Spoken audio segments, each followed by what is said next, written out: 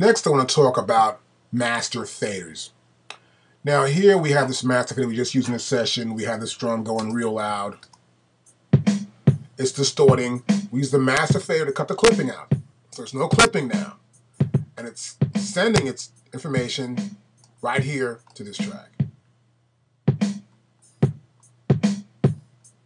Which is pretty cool. Okay. Now we also have a master fader. I'm going to pull that up here. I'm going to go to my hide and show tracks, or show and hide right here. And we're going to go to master 1. Click on that and it comes up right here. Here's my master 1. Now you can see here, this is the master. The master tracks have no sends. You can see there's no sends at all on a master track. There is just output. That's all it is. So in order to get the signal into this track, what I did was I just wanted the output of the mix. So the mix output went here to this output. Not like an input-output, just an output. So it's just post all the time. That means it's whatever's receiving, it's post. And then it's sending its output of these drum mix outs to the drum mix, which in turn is here. See? So that what comes here is going here, then back to here. As you can see, I just press play, and you know that. I pull this down, there's no more signal. Once I put it back up, though, we got signal again. And you can see that right there, how that works. Now, the main out is right here. This is the overall output. Now watch this. I'll turn these mutes off. I'll unsuspend my groups.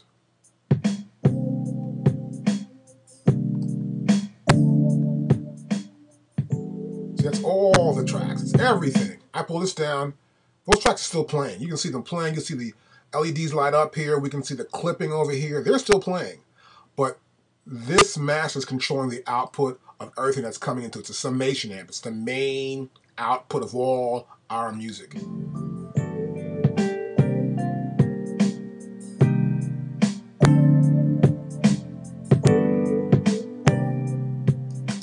That's what's happening here. See that? So, when we have a master, it can only have one output. You can't have two masters will not fit in the same output. It'll never happen. If I go in here, and I say I want another master track. I don't know why you would, but let's say you did. We'll go new. I'll select new. I'll pull this track, new tracks menu over. I'll select master. I'll go stereo, and I'll press create. It created it, but look where it did. It didn't do anything. It put it right on the next available bus out, which is this one here, because the drum verb was taken. So it went here to the vocal chorus. See that? So it's supplying an output. Okay, I want output. I'm gonna go here. It looked. Oh, I can't go. I go here. No, I'll go right here. You see that? That's what it did. Let's get rid of it now. I don't need this. This is just for demonstration purposes. I will delete this track. Okay, good. Now my master.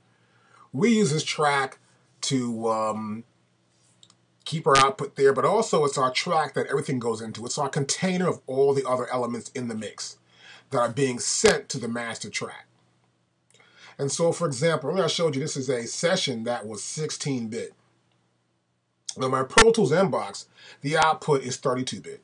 So I can have 24-bit. It'll keep sending stuff in this track, but I can keep sending it and sending and sending it in, and it will not clip because this is a 32-bit. But going out is 24. So if you go out someplace, it will send some other track, or throughout our Mbox system, it'll be 24.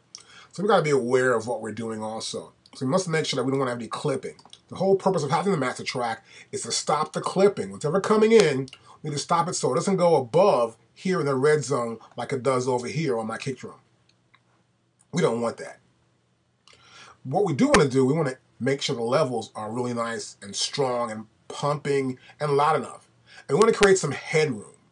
This means we don't have it fully squashed up to the ceiling, to the top, or to the bottom. We want to make sure we have enough room in there so when we apply a reverb, whatever, it'll still be heard. So, I have other elements I add to my master track. I have inserts here that help me get a better sound.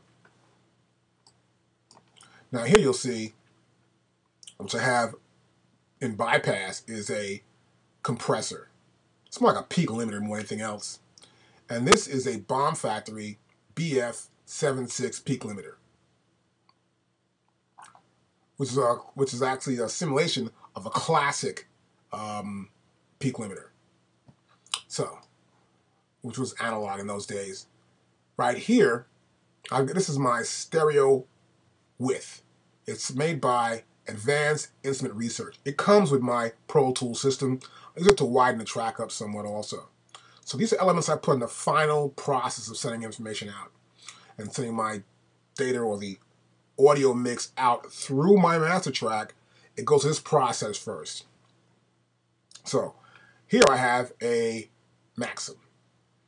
I use this for like a mix limiter. Now I'll press play. I'll turn the Maxim on. We'll start from the top, work our way down. Heard that right there? It brought the mix up a little bit more. I'll bypass it further down. See that? So what I'm showing you here is that this is all post. That not pre, but post. That means the signal comes to the master first, and then it goes up there to my inserts. So this controls the level that feeds into those inserts, this master. And you'll see it here. See that? I'm controlling the level. And you can tell by this meter right here, this VU meter. It's going right back over here, trying to keep it right about there where it wants to be. See that? And once I turn this music on, it goes back to squashing it down, making sure I get a nice tight, compressed squash mix. See that? Now, take it off, nothing.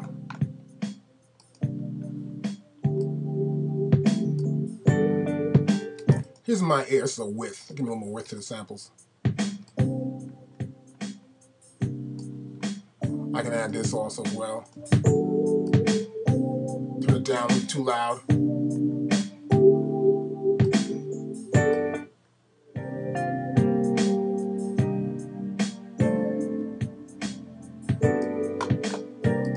And I got my Maxim as well. Just down some more.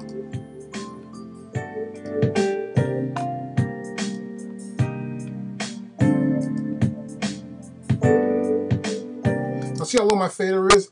My levels are up there, my fader is very low. So I have a little bit too much of the effects going on. But this is on purpose so you can see how it works in the post method, of course, when using your master fader and you're adding these inserts to help you brighten up or to help you pump the sound up or to widen the sound up in your mix so you get this nice full mix going on. So remember, with your master fader, there are no sends. You want to set our levels here and stop whatever clipping that does happen. So the common use for my master faders would be like the control submix levels, which is what the Master 3 did. It controlled the submix levels. We also control the process output of the mixes. That means we stop these mixes, like here, from getting too loud, and we control the levels, and of course we control the distortion, or if it got too loud, we made sure it didn't happen in this track. Distortion can happen in the other track, but when it got to this master, it controlled it. That's important to know also as well. Now, sometimes we'll apply some dithering, which is sort of trying to stop the delay. We'll have delay in the system, particularly when you don't have enough plugins. You get a kind of a delay going on, which doesn't really work too well, and you want to stop that. And I will add a dither. Like, for example, here in my Maxim, I have a dither right here. I'll go further about this later on as we continue on in our mixing lessons, but I'll apply dithering to get it so it's right on time. No problem with some effects coming in late or not. It's important to do that and know what to do when you are using your master effects and your master track. So I used to do my effects in my master track. I keep it going on. I try to make sure that I keep levels. Be aware of the levels you have in your master track. That's very important. And if you take a master track and you make it inactive, let's say you take this track here and make it inactive, and you listen back, See what happened? It got taken out, and all of a sudden we're back here where this is gone, so the mix is going here to my drum mix, and now it's distorting really badly. So be aware of that. Sometimes you may have to make some tracks inactive because you may have enough DSP power or something. Be aware of what's going on in your session. Keep everything just right. I'll bring this back down a little bit. That was a little bit too loud, but I gave you an idea of what problems can happen.